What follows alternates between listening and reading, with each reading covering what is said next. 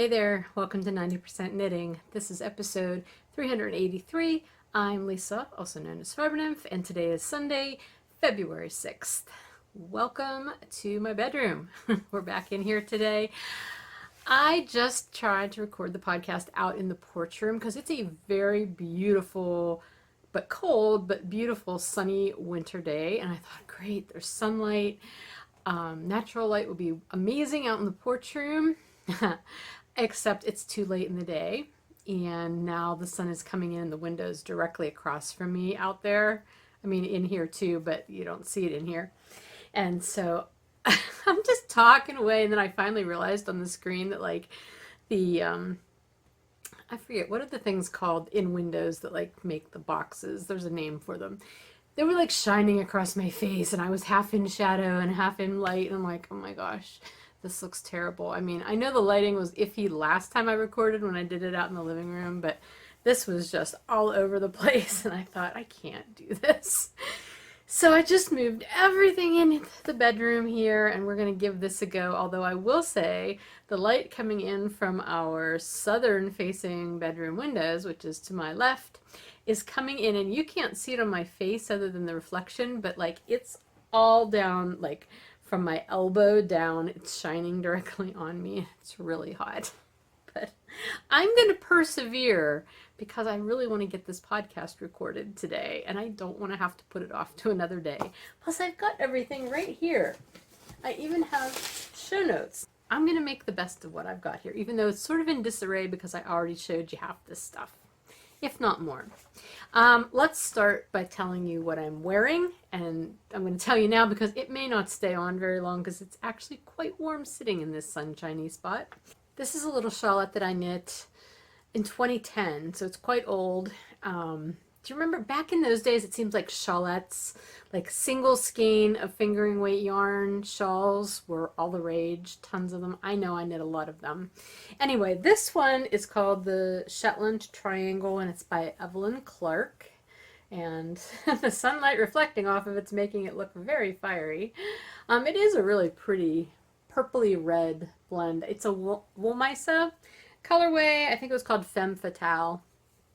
And I got this as a skein in my goodie bag whenever I went to the Loopy Spring Fling when they were still in St. Louis, and they had their spring flings out there. So that's where I got the yarn, knit the project. I do wear it. I don't wear the small shawls very much anymore. Matter of fact, I think I gifted a lot of them because they're really only good to be worn this way, like bandana mount for me anyway. And so I tend to wear them like under my winter coat, my wool coat. I'll tuck these in around my neck. But I thought I would wear it today just to add some color, since once again I am in black, and it's probably cat fur colored black at this point because of all the moving of stuff I had to do today to get to this point.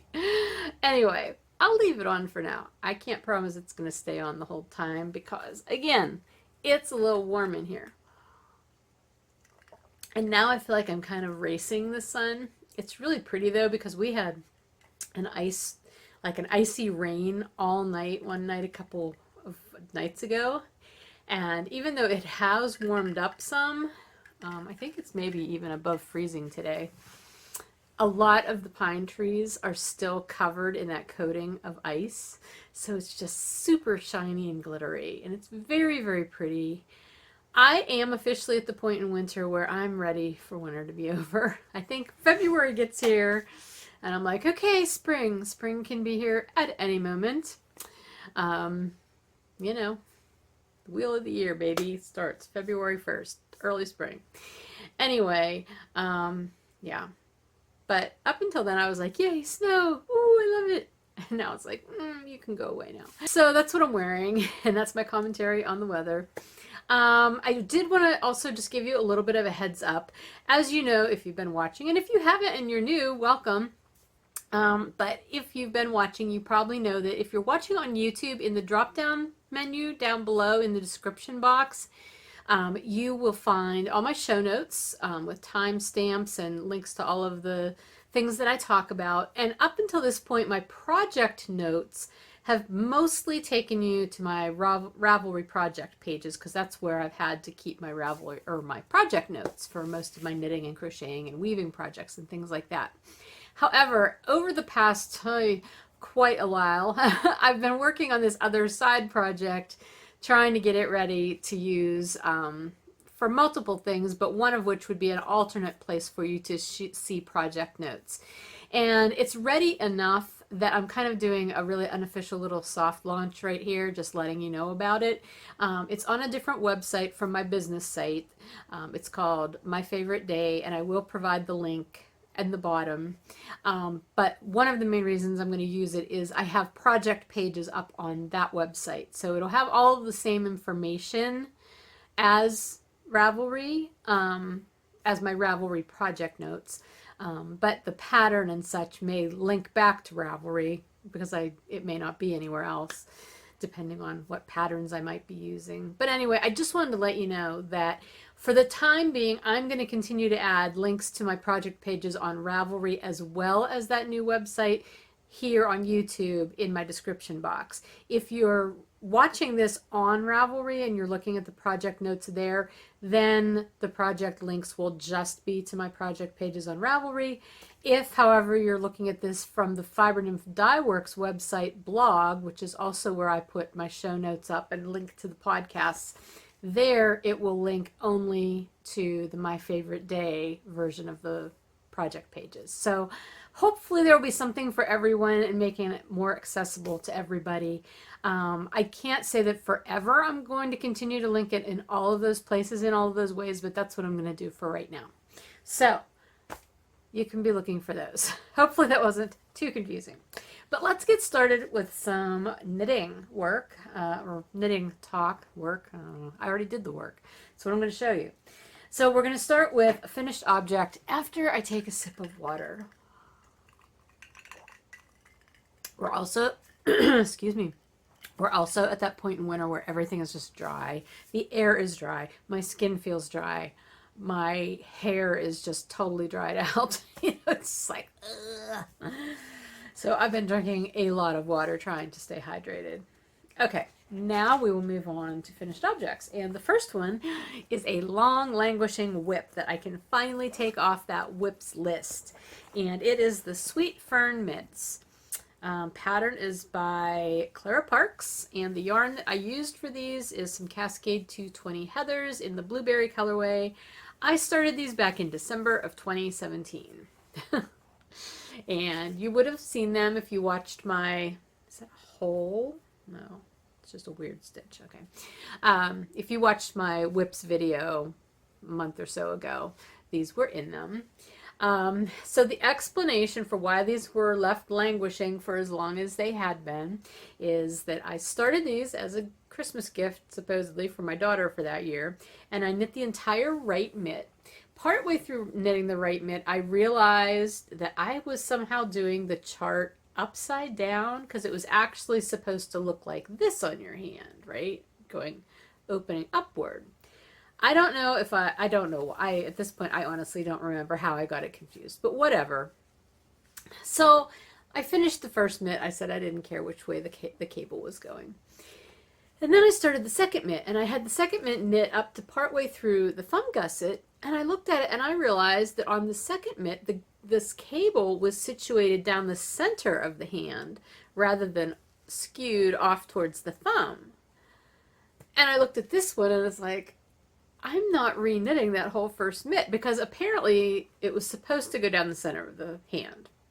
I don't know how I got the thumb gusset in the wrong place, but I did. And I was just completely defeated at that point, and I said, I can't do this right now.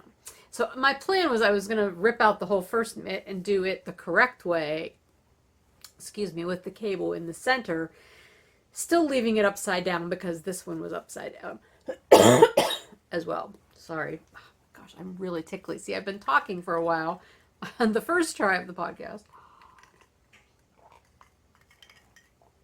Anyway. So I thought I was going to have to completely rip out and re-knit the first mitt, and I didn't want to. And then someone suggested, why don't you just rip the second mitt back to before the thumb gusset and rearrange your stitches so that the cable goes up next to the thumb gusset, and it'll match the first mitt in that way. Presuming that she didn't know if I would care if I had the cable in the wrong place. And no, I didn't. I did not care at all. At that point, I wanted it to be done. I thought that was a really good idea, and yet I still set them aside and have not worked on them from 2017 December until just a couple weeks ago. I think I picked these up shortly after I recorded last time and started working on them again. And that's what I did. I ripped it out down to here and, moved things around and put the thumb gusset here. And what's funny is I didn't even bother getting the book out because the pattern is in the Knitter's Book of Wool, maybe. It's one of those Clara Parks books. But I never made a copy of it. I was just doing it out of the book at the time, and I did not bother to get the book out. I was able to just read the knitting, and I knew how the cable worked, and I just faked the thumb. Now, I will say this thumb is really wonky compared to the first thumb because having adjusted where the stitches were, there's supposed to be a column of purl stitches that runs straight up, and then it runs straight up the outer edge of the thumb as well, and it's there in the first mitt. You can see this one I just had to fake it. There's actually two purls here. The purl that it's supposed to be coming out of is over here somewhere. I don't know where. Yeah, anyway. So I just kind of put in this faux line of purls going up there. It's messy, but I didn't care. I just wanted them done because sometimes done is better than perfect, and this is one of those cases. It's a completely functional pair of mitts now, and I think I told Emma she could still have them if she wanted them. I don't remember what her answer was, but anyway, if she doesn't want them, I will use them. They're definitely warm. They were knit on US 7s, I think. Were they 7s? Nope, 5s. Yeah, 5s. So, yeah, they're definitely a nice, not bulletproof fabric, but just a nice dense fabric for mitts. So, yeah. Anyway, they're finished. I'm glad they're done. And I can put those out of my mind. Maybe someday I'll make them again and do them completely correctly, but not for a long time. Okay, my next finished object is a much more recent project. In fact, it's something that was just cast on this year, and that is the Be Your Own Valentine socks. So these socks started as a colorway sample, which I think I probably showed you maybe in the last podcast. And I asked Emma if she would like socks out of them, and she said yes. So I knit these for her. This is my Be Your Own Valentine colorway, BYOV, which is still in the shop right now for a little bit, if you're interested. And it's on my Traveler base, which is sport weight. It's an 80/20 superwash merino nylon sport weight. So sport weight socks knit up pretty darn quick. So nothing really exciting to tell you about them other than the fact that they are finished. They're a 2x1 rib. I did a normal slip stitch heel flap and then a gusset. I did do my yarn management that I usually do with self-striping socks. After my heel turn, I break the yarn and get back to where, I need to be to continue the striping pattern down the foot. And that's it. These did take almost the entire skein of yarn, though. I think these were 87 grams. So they are, they're not super tall, but Emma has longer feet than I do, so it uses up more yarn. But it's nice. It's nice to not have a ton of extra yarn left over. So that is a finished pair of socks. Yay. The next thing I want to show you, now I have to find it. Okay, this is sort of a whip, but it's also sort of a finished object. So we're kind of treading on both sides. A few weeks ago, I decided I wanted to make a friend of mine a little Valentine's Day something because she really likes Valentine's Day, and I thought it would be fun to knit her a little gift. And I had in mind what I wanted to do, but it required a pattern for a little puffy stuffed heart. I have knit puffy stuffed hearts before, and I've always just sort of fudged the pattern because I can never find one in the patterns that I own. I'm sure they're out there somewhere, but all the ones that I own for making hearts require knitting 2 little hearts flat and then whip stitching them together or somehow seaming them together. And that's always felt like a lot of work to me when I knew I could just cast on at the tip of the heart the same way you would like a toe-up sock, and then, you know, increase for the heart. And so that's what I did. But this time I actually wrote down what I did so I can make notes about it and share it with other people if you're interested. But this is one of them. This isn't one of the gift ones. The gift has already been sent. I can actually put a little picture of it in here. I thought it turned out kind of cute. Anyway, and my friend has received it and liked it, so yay. But anyway, I wanted to keep knitting these because they were sort of addictive, even though they are a little bit fussy. So yeah, basically I knit these holding 2 strands of yarn together, some of my Mountain House tweed fingering weight, and then along with a strand of like a mohair silk yarn, of which I've got a ton, not just mine, but like in my stash I have a whole bunch of Crystal Palace had.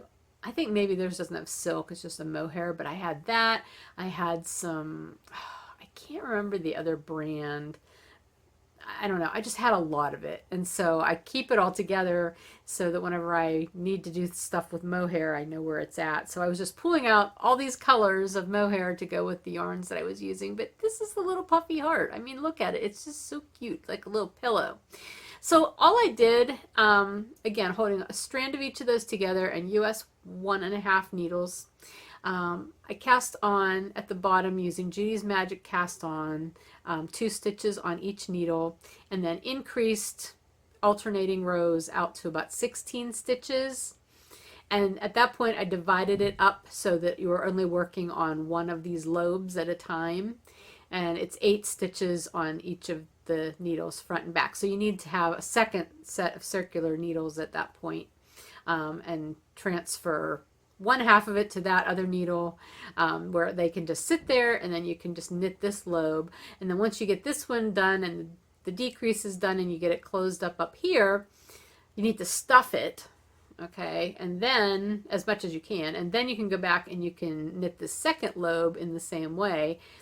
And then when you're done with that, you're left with kind of a little tiny hole right down there in the center of those 2 lobes, and that's where you use your pinky or a chopstick or something to stuff in the rest of the fluff or whatever you're using to stuff it with, and then you can sew that up. And it turns out really cute. So I want to make more of these. I kind of got addicted to them, and they don't take long at all, and they only take a couple grams of yarn, you know, so they're great for stash. And if you have like a really quick gift you need to give somebody, I will try to write those notes like what I just described to you. That is how I did these. This is what I made up. Is it an absolutely novel idea? Absolutely not. I know there's other patterns out there for them, but I just didn't have them at hand. So I can write that out either in my project notes, or maybe I'll put it together like in a PDF and just as like a free little pattern, because it's, you know, there's nothing to it really. So anyway, you can easily make a bunch of these in an evening if you want to. So that is my sort of a finished object, sort of a whip. And now we're going to move into whips. So I did pull out another one of my longer term whips, which I have off and on, and you've seen it, but it's my Granny Stripes Cardi, which is by Fran Morgan. I think the official pattern name is A Good Vintage Cardi. Been working on this for a while, 2 or 3 years now, I don't remember. Anyway, here it is. So this is the back. I have it sort of folded the way it will eventually look sometime. That's the back. This is the front. So you can see it's all open, but it's actually still open because I don't have them, it's not joined at the shoulders yet. And the yarn that I'm using is, again, my Mountain Tweed BFL fingering weight. And I am working up, it's my armhole. I have worked up through all of the armhole shaping at this point, and I've finished the straight bit, and now I am on the part where, so imagine this is like probably here. Here, I want to say maybe it's about here. Let's see, where's my armhole? Oh gosh, no, I hope it's not there because that's really low. All right, so, oh gosh, I may have to rip some rows out now that I'm doing this. Anyway, I need to shape for the front neck, and then I'll need to shape for the shoulder. And then I guess it gets seamed together at the top. I haven't read that far ahead. This really does seem super big though. Gosh. Yeah, I may need to take some rows out. I don't know. I haven't checked row gauge. I've never done row gauge with a crochet. I've never crocheted a garment before. That's part of it. But yeah, I've been fudging a lot on this too. Go figure. That's what I do. But anyway, I'm very, very close to having like the fronts and the upper back finished so that I can put it together, and then I'll just leave sleeves and the button bands to do. So hopefully I can get it finished. I'd love to have it finished by the end of this month. That's just sort of my loose, arbitrary goal. But the other reason that I started working on this again was because when I was knitting all of those hearts that I was making, I was using the little yarn balls that I had sitting in this bin. I have tons of them that I'm using, all those colors. They're all little mini balls. I kept pulling those. Now, like I said, those hearts only used like a gram or two of each of yarn. But Emma was like, you know, if you keep doing that, you're not going to have enough yarn for your sweater.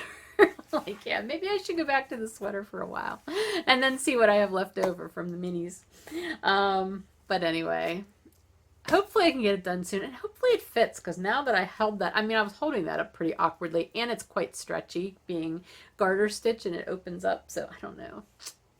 I'll have to do some measuring before I start working on it again, because I just started weaving in ends. That's why I stopped where I did, because there's a lot of ends involved with all those different color changes, and so even though I do kind of crochet them in as I go, I like to weave them in extra to really make sure they're staying. And so I just started that the other day, and I should probably stop and make sure that I don't have too many rows before I do any more, because there's still probably, I think, at least 4 or 6 more rows that I'm supposed to knit, and that seems like that's going to make a very, very open armhole, and I don't want that.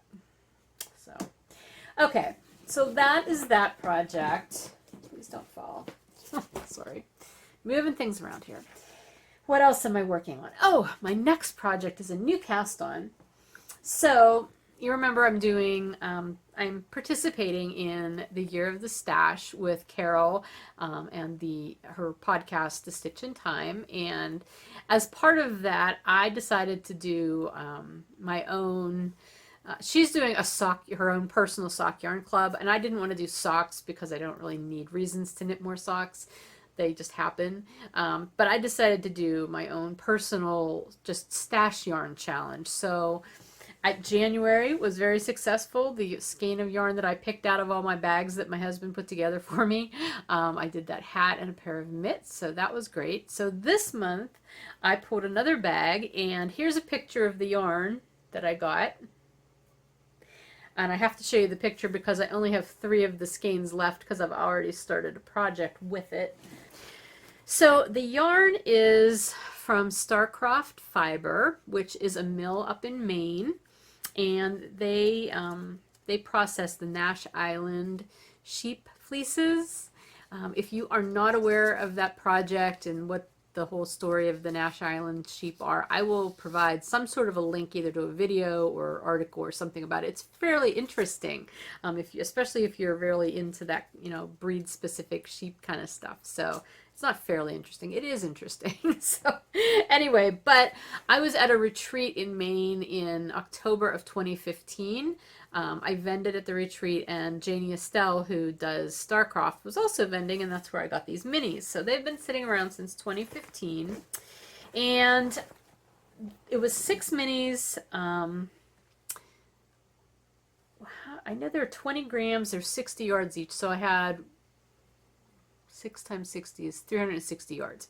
But oh, look at that fuzzy that just was floating down there. Anyway, I knew I wanted to do something large. I didn't want to do a hat. I didn't want to do color work, really. I really wanted to do like a cowl or a shawl. And it's a rustic wool, but it's not like unpleasantly scratchy or anything, but it's definitely got some tooth to it. So I didn't know that I really wanted to do like a super close cowl or anything. It wasn't really, excuse me, enough to weave with. So I went searching through the patterns that I had queued and in my library and everything. And I found this one, and it turned out to be the perfect project. It's the Zen Shawl, designed by Maureen Clark for Green Mountain Spinnery. And that's what it looks like. It's a free pattern. The pattern calls for 306 yards of basically a DK weight yarn. Some of the people who had made this commented that they were running out of yarn using that yardage, so I did have a little bit more than that. However, it's also a small shawl. It's only 46 inches across, 18 inches deep, and I wanted something larger than that. So what I decided to do was go into my stash and dig through my bin of leftovers, because I knew I had a lot of just lightweight color or light gray colored leftovers.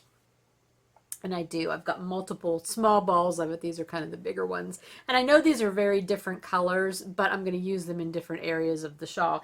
And what I'm doing is I'm going to use these for the garter sections. So you see there's like garter ridges that come between each of the pattern sections of the shawl.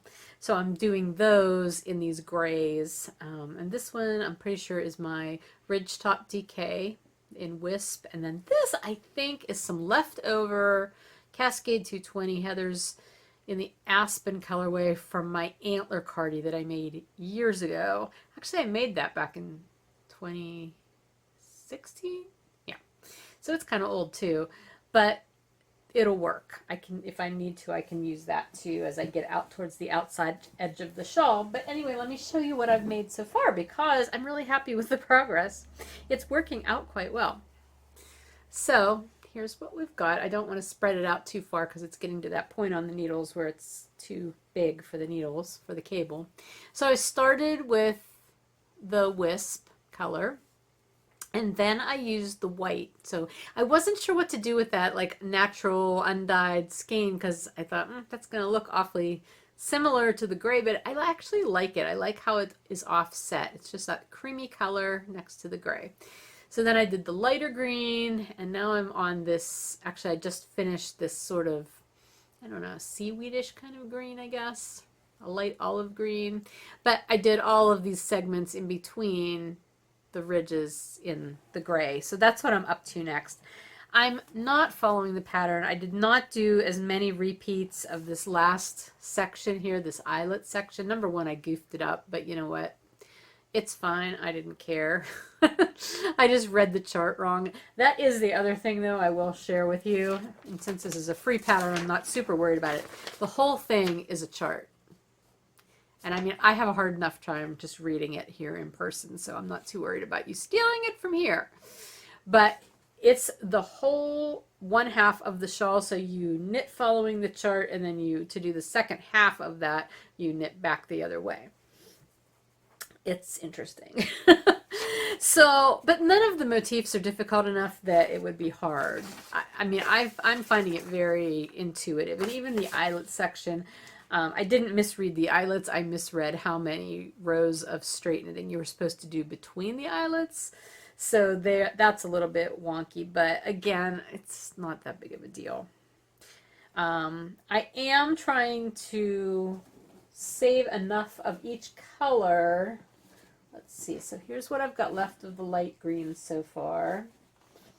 Had a lot more of the white, obviously. And where's my other green? Here's my dark green. So obviously I'm getting less and less left each time. But what I want to do is when I get to the end, instead of the picot edge that's on the pattern, I'm not much of a picot person, so I'm going to do a...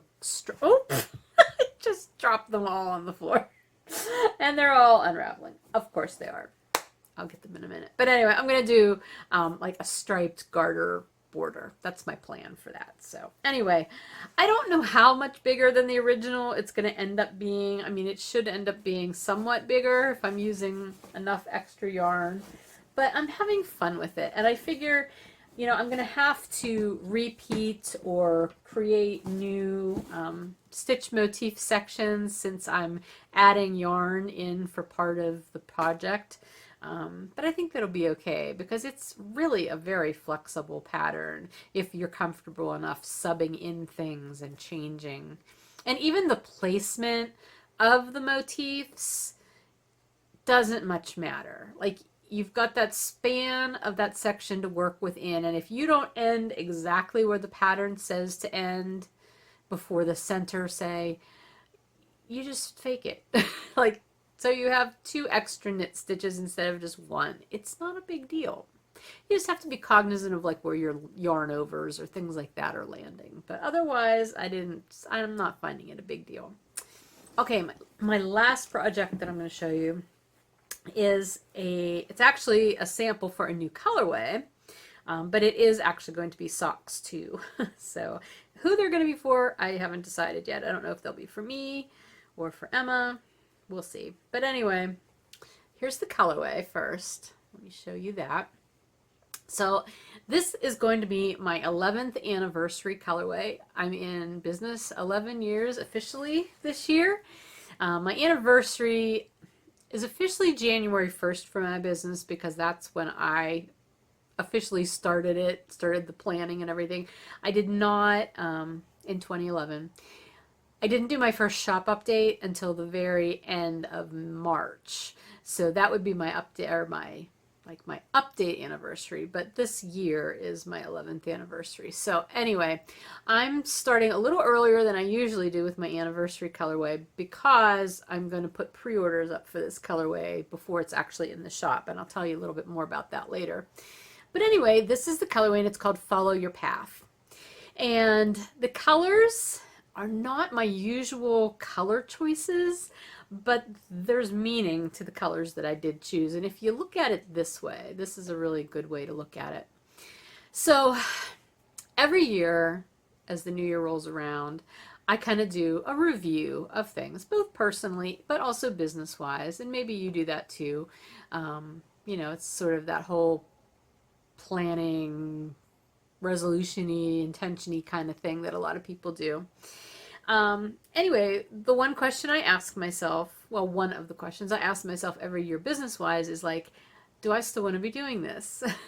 Which might seem like a weird question, but it's like, I've always told myself, like, I'll do this as long as it's still fun and as long as it's still serving me the way I need it to, because there's no use doing something and killing yourself and putting a lot of blood, sweat, and tears into something if you're not getting back what you really need from it.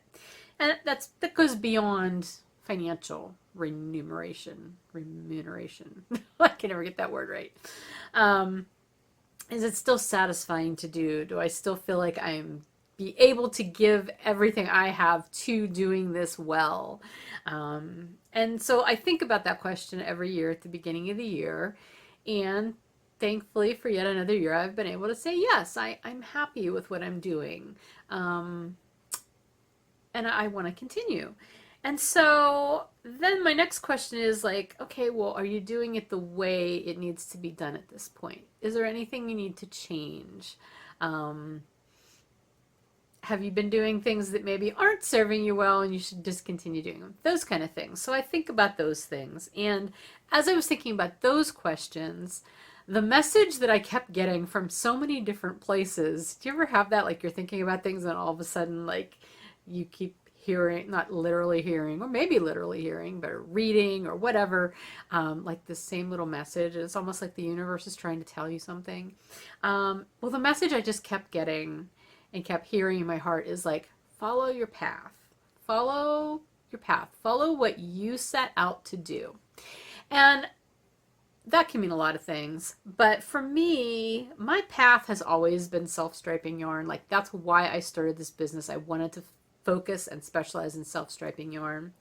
But as an indie dyer, there are so many other indie dyers out there, and it's so easy to like see this dyer over here doing this, and you know, not like specific colorways, but like things that they're offering or places they're selling or how they're packaging. And it's not a matter of like, oh, I'm going to copy what they're doing, because that's not it. But it's like, oh, well, I see all these dyers vending at Stitches. That's a really good example because that happened to me like a few years back when I did vend at a couple of Stitches events. And the whole reason I did it was because I thought, well, all these other dyers are doing this, and maybe that's what I need to do to grow my business to the next level. I need to do these bigger shows. And I did them, and they went okay, but they were not a good fit for me. Like, I just knew that while I was at them, prepping for them after the fact. It's like, this is not what I'm supposed to be doing. You know, it just didn't fit.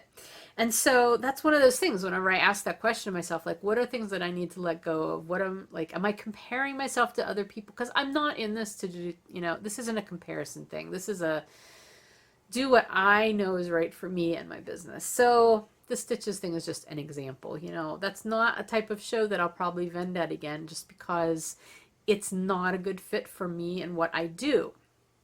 And that's okay. But it helps to be honest with yourself about that. And so in putting this colorway together, I was envisioning as you're walking through the woods, you know, if you've ever gone on a hike, if there's a path, like you want to stay on that path because over here it might be really dark and murky and you might not know what's over there. It could be interesting, but like the path doesn't go over here. And then you get into the sunlight and then, oh look, here's your path. So you're following that path. But then over here, there might be really bright, shiny things. There could be a beautiful river, or there could be pretty sky or rocks or whatever. And like, that might be really interesting to explore, but like, is it the time to explore it right now? Maybe not. Maybe right now I just need to stay on my path and stay focused. And so that's what this colorway represents. I pulled out colors that they're coming across really vividly on the camera. I mean, they look that way in person too. I'm just very happy that you're able to see them as vivid as they are. So they represent just different aspects. I won't say different distractions. They can be distractions, but there's nothing inherently good or bad about the things that are on either side of your path, right? They can be positive things, or they can be scary things, or they can be things that maybe you just don't need to be getting into. But the thing is, like, choose the time, but while you're on your path, choose whether is now the time to explore those things, or is it better to just stay on the path and maybe go down the road, and then maybe you'll find another path that goes off into one of those things, and that will be the time to explore them. So I hope that makes sense. And this is the complete repeat of this by now too.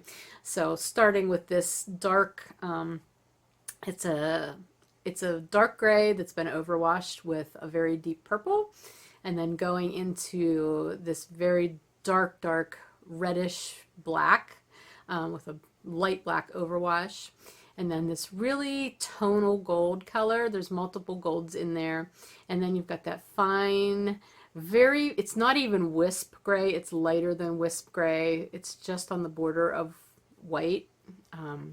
And then this one's not showing up quite as well on the camera. There's actually a variegated kind of light turquoise blue-green thing going on here. And then this stripe, it's showing up very interesting on the camera. This is it's a deep bright purple with areas of a bright turquoisey peacocky blue that pop through. So that's what's kind of forming that pooling there. It's really cool. I was so happy with how that stripe turned out. And then it just repeats back on itself. And I did that, so it's going to go back and forth and back and forth and back and forth, because that's how our lives are, right? We continually cycle. It's kind of like every year I ask myself those questions, and I go through that cycle. And then sometimes I go through that cycle of, okay, but maybe I want to try something different. And so I try that, and then is that working well? Well, yes, so we continue. Is it not working well? Well, then maybe I won't do that anymore. So this is meant as much as an encouragement to me to remember to follow my path, and maybe as an encouragement to you to help you follow your path wherever it might lead. Anyway, that is my 11th anniversary colorway, and I'm really happy with how it turned out. It's different. It's a different color combination than I do often, but I'm taking a chance on that too, I guess. Anyway, I'm going to have those up for pre-order in the shop update, which is happening on Wednesday, the 9th.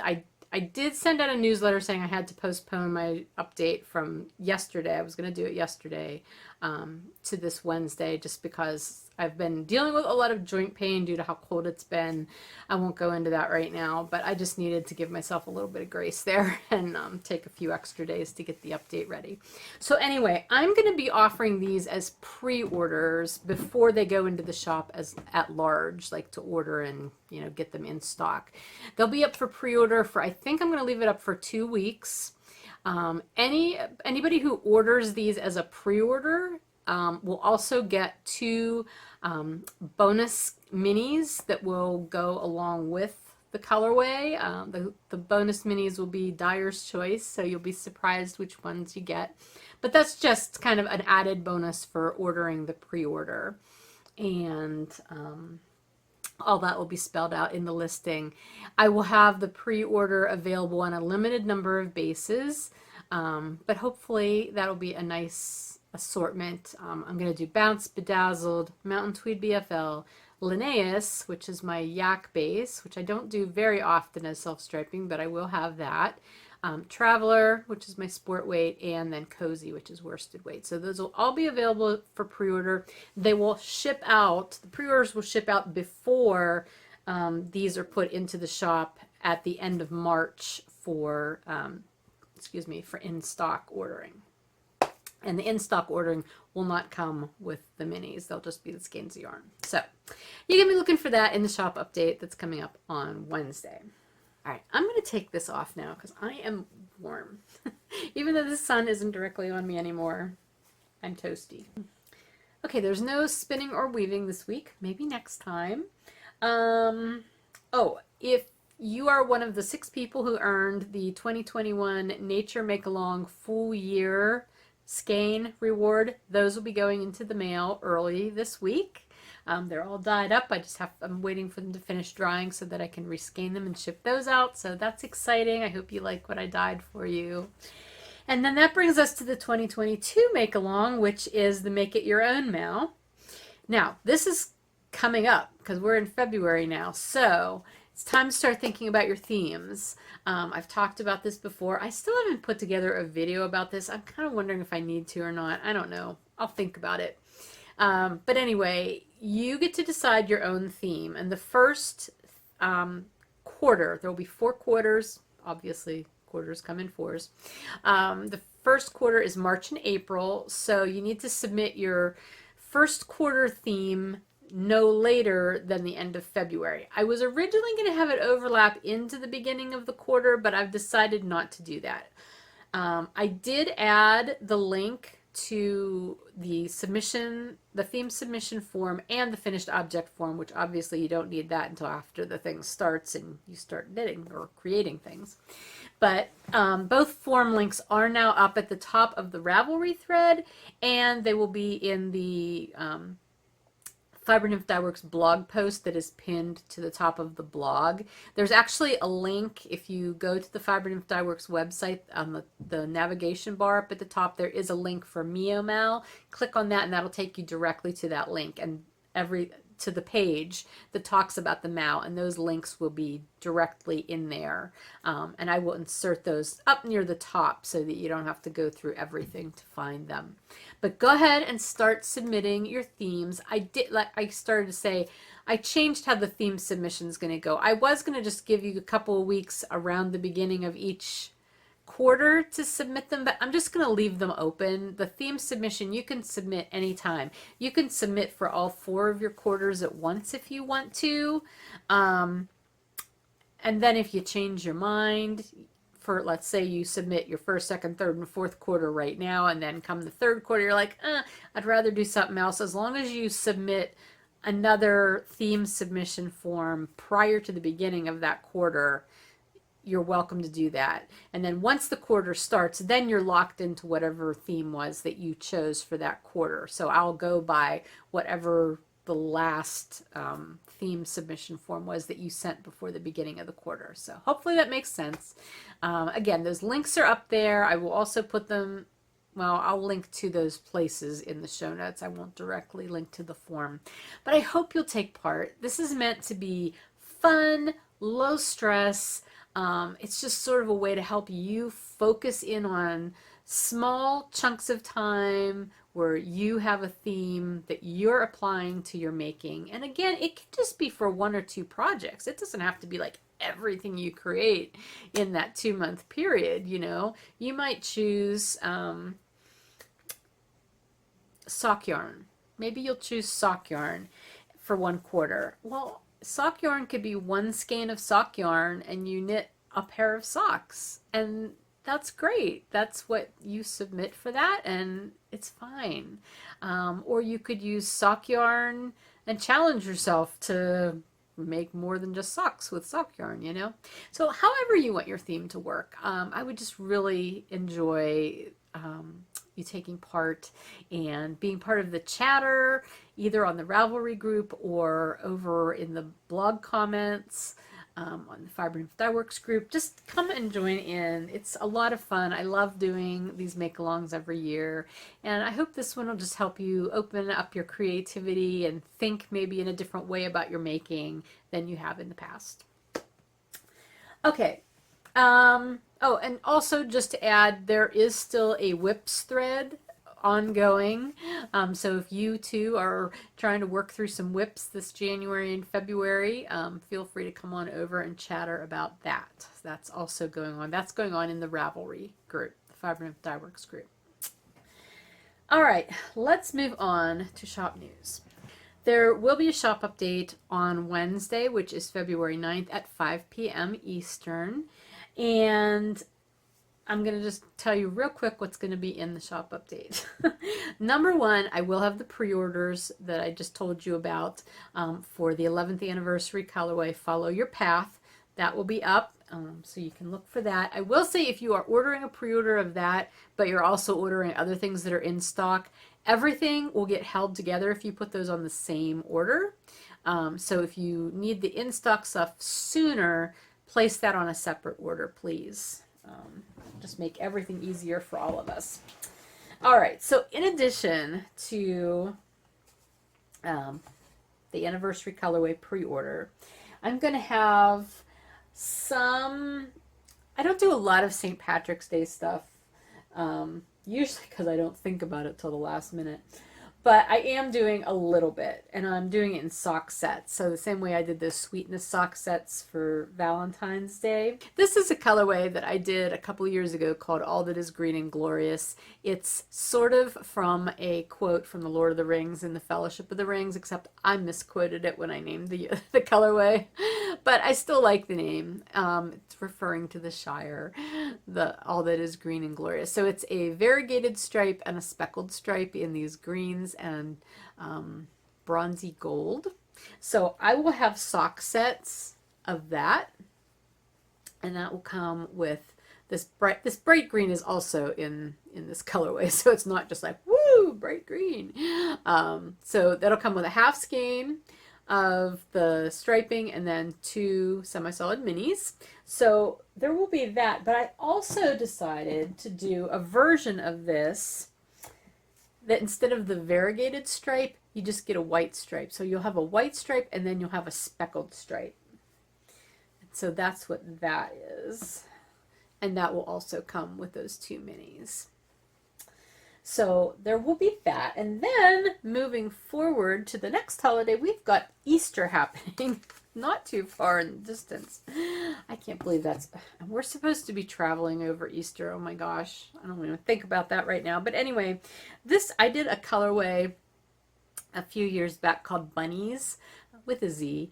I did a 5-stripe colorway, which if I have a sample of it, I'll put it up here because I'm going to try to put some of that in the shop too. I don't know if I'll make it for this week or not, but that will be in the shop soon. But then I did this 2-stripe variegated and speckled version of that too. And it's real soft and fun, and I just love this colorway so much. So I did some of those. Let's see, where are they? Boop, boop. So here's the half skeins with the variegated stripe and the speckled stripe, and they will also come with 2 minis, and in this case it will be the fuchsia and the lemon. So there will be that. But then I also did this with a version with a white stripe and the speckled stripe, because I'm really into these just soft white colors right now, you know, soft speckling with white stripes. I like it a lot. I don't know why. What is wrong with me? Because that's not my usual thing, but it's really appealing to me. So anyway, there will be those 2 versions, and I'll have those on both Bounce and Bedazzled. So those will be in the shop. Then I have a lot of Twist.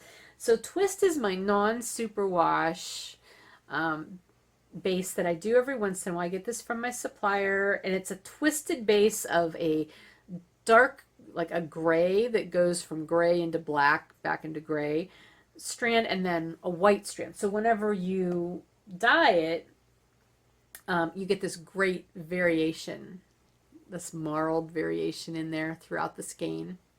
So I have 9 different colorways of this. Now the thing about Twist, did I say it's worsted weight? It's worsted weight, and I love knitting with it. I forgot to bring something in. If I remember, I will try to put a picture up here. I know I have at least one project on hand that I've done out of that. It's not a colorway that's going to be in the shop this time, but it's an example of how it knits up. Anyway, the thing about this base is the way it takes yarn. I have to use really different techniques for dyeing it than I do for my superwash wools, and so it's hard to do existing colorways on this base sometimes. Sometimes it works out. Like this one, this is my Love Note colorway, and it worked fine. I was able to do that on Twist without altering it in any way. But let's say this one, this is my Deep Fire colorway, which I have not done in a while. And I did have to modify it a little bit just because of how it takes the dye. So whenever I list these, you may see names that you've seen before, but they're going to have either variation or modified, or I was going to say variant, but it's like we don't need any more variants in our life right now.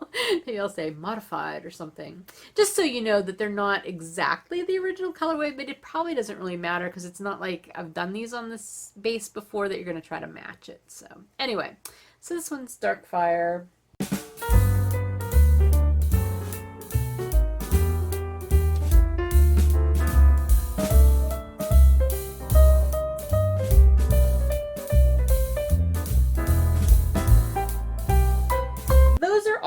There will be 2 skeins of each of those colorways. So I know that's not a lot, but like they're great for hats or mitts, or you know, if you get both of them, you could probably do a cowl or scarf or what have you. I know a lot of people really enjoy this base when I put it up. It doesn't usually stay in the shop very long, but it is a lot of fun to dye. It's just a lot of work because it dyes up so very differently. So anyway, those will be what is definitely going to be in the shop. If I get anything else done in time, I will add that. As always, I'll be sending a newsletter out probably by Tuesday, early Tuesday at the latest. So that will give you a pretty good idea of what will be in the shop update too. I don't have the next shop update scheduled, but I'll let you know that beforehand. And you can always look at the top of the website. It always tells you when the next update will be once I have it scheduled. And that brings us to 10%, or what's bringing me joy this week. And the hopes of warmer weather are bringing me joy. Because like I said, all through January I'm like, yay, snow. Oh, it's so pretty. Let's build a fire in the fireplace. Now it's like, oh my gosh, I have to restock the firewood again. I have to chip through all of the ice and snow on the firewood pile and get the tarp off and get the wood out again. And you know, it kind of gets old after a little while, but I've enjoyed it. It's been nice, and our house has been nice and toasty, and it's pretty. I'm looking out at the trees. They're still just glistening away. It's like everything's covered in glass is what it looks like. So It's pretty, but you know, I am glad that we're starting to make our way around the wheel of the year, closer to the springtime. So looking forward to that. Another thing bringing me joy is Bill and I went to see Donnie Iris in concert last night. And that may not mean anything to most of you, but if you're from the Pittsburgh area, you will recognize the name, as Donnie Iris has been a long time presence in the local rock scene, probably like in states around here too, but you know, he's been around for quite a while. Matter of fact, he's turning 79 at the end of this month. And he's as good as he ever was. His shows are always so much fun. That man can get like down on his knees and sing and do these back bends and does these loud screechy notes and stuff. And then he can get back up. Like, that's the more impressive thing to me, because if I got down like that, like, you know, like child's pose kind of knees, you know, like, that's a struggle getting back up. And man, he just hops back up and does his jumping around. Anyway, it was a lot of fun. And Joe Grishecki and the House Rockers, another long time Pittsburgh music group, they opened. So that was fun because I'd never actually seen them in concert. So it was nice to add that to the list as well. It was a pretty full house, and there were very few people masked. I was surprised. It wasn't required at this show, which, you know, okay. We had masks on, but like there was hardly anybody. So that, I think if I would have known that going in, I probably wouldn't have gone, just because I'm still trying to really be careful. But it was what it was, and we were there, and you know. So anyway, it was a good time, and yeah, I'm gonna go. Until the next time I record, have a lovely next week or two, and I'll talk to you soon. Bye.